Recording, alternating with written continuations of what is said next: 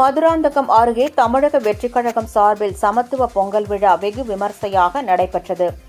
செங்கல்பட்டு மாவட்டம் மதுராந்தகம் அருகே உள்ள இரும்பேடு கிராமத்தில் தமிழக வெற்றிக் கழகம் சார்பில் செங்கல்பட்டு MS பாலாஜி முன்னிலையில் மாவட்ட நிர்வாகி திருமதி S சுமதி சாமிக்கண்ணு தலைமையில் புரட்சியாளர் அம்பேத்கர் திருவுருவ சிலைக்கு மாலை அணிவித்து பட்டாசு வெடித்து இரும்பேடு கிராமத்தில் உள்ள பொதுமக்கள் அனைவரும் ஒன்று கூடி வண்ண கோலமிட்டு புதுப்பானையில் பொங்கலிட்டு பொங்கி வரும் வேளையில் பொங்கலோ பொங்கல் என ஆனந்த கோஷமிட்டு கிராம மக்கள் மற்றும் தாவேக நிர்வாகிகள் உள்ளிட்ட அனைவரும் சமத்துவ பொங்கல் விழாவை விமர்சையாக கொண்டாடினர்.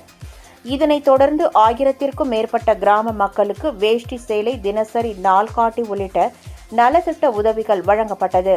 இந்த விழாவில் ஏராளமான கிராம மக்கள் தாவேக நிர்வாகிகள் கலந்து கொண்டனர்.